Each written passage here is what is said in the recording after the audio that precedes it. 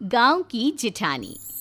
शांति अपने दो बेटों अर्नव और आरुष के साथ शांति से जीवन बिता रही थी। लेकिन शांति के पति सोहन से उसकी कभी कभार थोड़ी अनबन हो जाती थी। एक दिन शांति रोज की तरह सुबह का खाना बना रही थी, तभी दरवाजे की घंटी बजी। घंटी की आवाज सुनकर वो दरवाजे की ओर जाते हुए कहती है, अरे आती हूँ, कौन है, सब्र करो। शांति दरवाजा खोलती है तो देखती है कि उसके जेठ मोहनदास सामने खड़े होते हैं। वो सक पकाकर अपना घूंघट करती है और पैर छूकर कहती है, आइए आइए जेठ जी। कैसी हो शांति? जी मैं तो बिल्कुल ठीक हूँ, सब आपकी मेहरबानी है भाई साहब। शांति और मोहनदास की बातें सुनकर शांति का पति सोहन और उसके दोनों बेटे बाहर आ जाते हैं। अरे भैया राम राम, कैसे हो आप? राम राम भाई। अरे शांति, ऐसे खड़ी खड़ी क्या देख रही हो? चाय कॉफी कुछ लेकर आओ, भैया आए हैं। शांति तेजी से रसोई की ओर आगे बढ़ती हुई कहती है, अरे मेरी माँ, गेट खोलने के चक्कर में मेरे तो चावल ही जल गए। वो दौड़ी दौड़ी रसोई में जाती है और देखती है कि सारे चावल जल गए हैं। वो दोबारा चावल बनाने में लग जाती है। इतने में सोहन आवाज लगाता है, अरे शांति, तुम्हारे चावल का रोना खत्म हो गया हो तो चाय ले आओ। जी लाती हूँ अभी। शांति जल्दी जल्दी चाय बनाती है और मोहनदास को चाय देती है। सब एक दूसरे की खैर खबर पूछते हुए चाय पीते हैं। चाय खत्म होती ही मोहनदास शांति की ओर देखते हुए मजाक में कहते हैं, शांति, अब तुम्हारी चाय में दम नहीं रहा, अब हमें चाय बनाने वाली बदलनी पड़ेगी।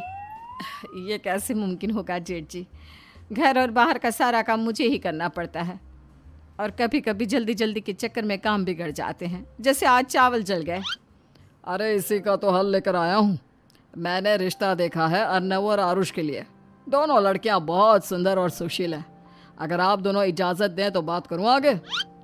सोहन और शांति रिश्ते की बात सुनकर कहते हैं, अब ठीक है, बात चलाइए ना भैया, पर पहले लड़की के बारे में कुछ बताइए तो सही। हाँ भाई साहब, लड़की कैसी है, परिवार कैसा है, कहाँ के रहने वाले हैं? देखो, परिवार तो बहुत अच्छा है, पर वे दोनों लोग बहुत गरीब हैं। दहेज में कुछ मिलेगा नहीं। अरे हमें दहेज में कुछ चाहिए भी नहीं, बस लड़की संस्कारी होनी चाहिए।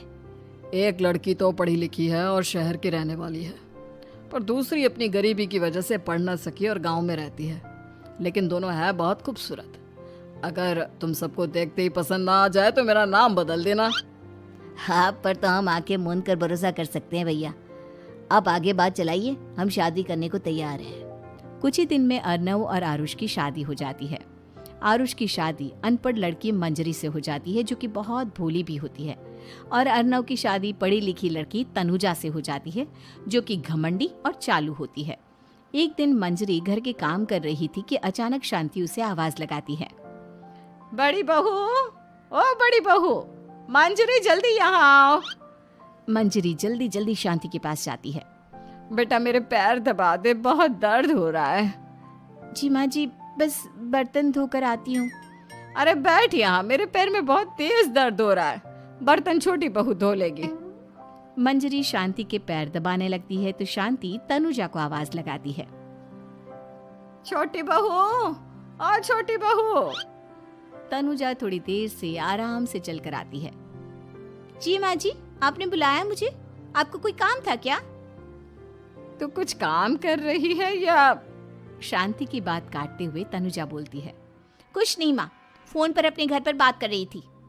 अरे बाद में बात करियो अपने घर वालों से, पहले जाके बर्तन धो ले। तनुजा मुंह बनाते हुए अपनी जिठानी की ओर देखती है और मन ही मन कहती है, ये महारानी वहां बैठी है, ये नहीं कि बर्तन धो ले। मैंने इतनी पढ़ाई बर्तन धोने के लिए की थी क्या? तनुजा दांत पीसकर वहां से चली जाती है। अगले दिन सब दफ्तर चले जाते हैं, तभी डाकिया चिट्ठी लाता है। शांति चिट्ठी लेकर मंजरी से कहती है, बड़ी बहू, जरा छोटी बहू को बुलाना, एक चिट्ठी आई है। मेरी तो आंखें कमजोर है तो मुझसे पढ़ा नहीं जाएगा। मंजरी तनुजा के पास जाकर कहती है, तनुजा, तुम्हें माँ जी बुला रही हैं। मुझ पर हुक्म मत चलाओ, काम बताओ काम।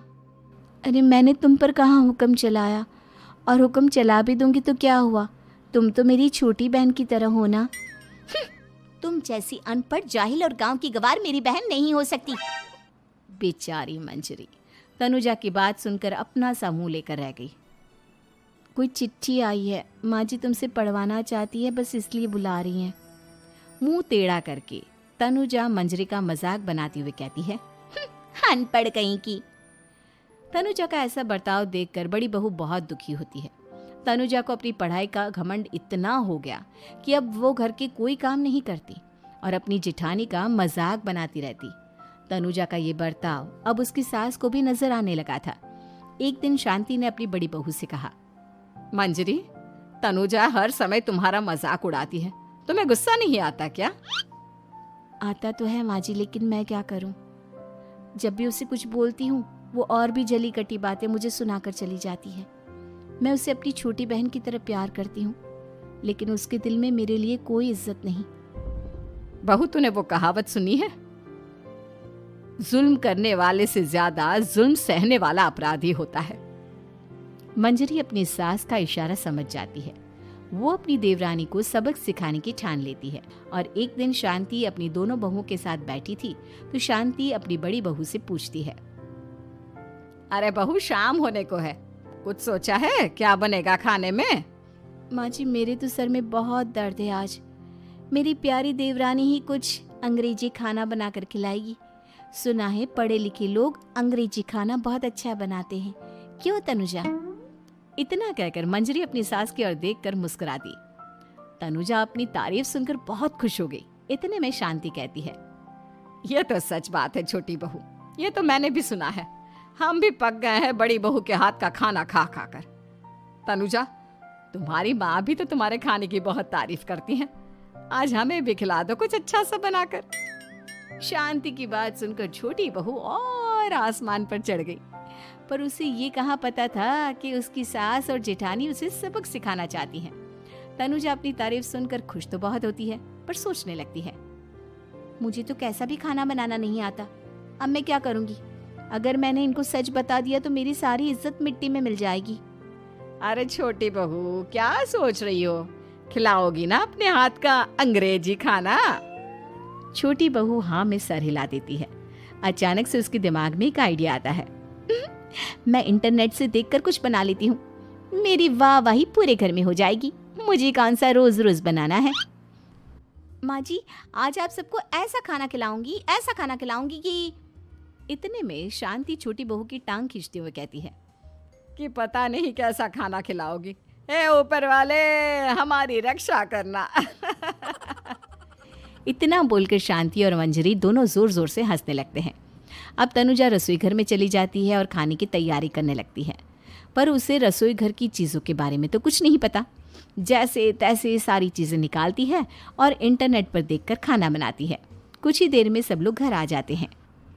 अरे सुनते हो, आज का खाना हमारी छोटी बहू बना रही है। अरे वाह, आज तो फिर कुछ अंग्रेजी खाना खाने को मिलेगा। कुछ ही देर में खाना बन जाता है तो छोटी बहू सबका खाना लगा देती है। इतने में बड़ी बहू कहती है, क्या बात है देवरानी जी, आज तो बहुत अच्छी खुशबू आ रही है। ये बात तो सही कही बड़ी बहू तूने, खुशबू तो अच्छी है। ऐसी खुशबू तो मेरे खाने में भी नहीं आती। सब मिलकर छोटी बहू की बहुत तारीफ करते हैं और छोटी बहू 7वें आसमान पर बैठ जाती है। अब सभी खाना खाते हैं। जल्दी जल्दी दो, अब तो मुंह में पानी आ रहा है। हाँ हाँ, मुझसे भी नहीं रुका जा रहा। जैसे ही सोहन एक निवाला खाता है तो उसकी आंखों से पानी आने लगता है। ये देखकर शांति सोहन से पूछती है, क्या हुआ जी, खाना इतना अच्छा बना है कि आंखों से पानी आ गया? सोहन चुप रहता है और धीरे धीरे से खाना शुरू कर देता है। इतने में सोहन छोटी बहू से कहता है, बेटी तुम भी तो खाओ, तुम क्यों रुकी हो? खाना सच में बहुत अच्छा है। ये कहकर सोहन जोर से हंस देता है। फिर सब खाना खाने लगते हैं, लेकिन खाने में नमक और मिर्च तेज हो गई थी। तनुजा से कोई कुछ नहीं बोलता, बल्कि उसे भी खाने को कहते हैं।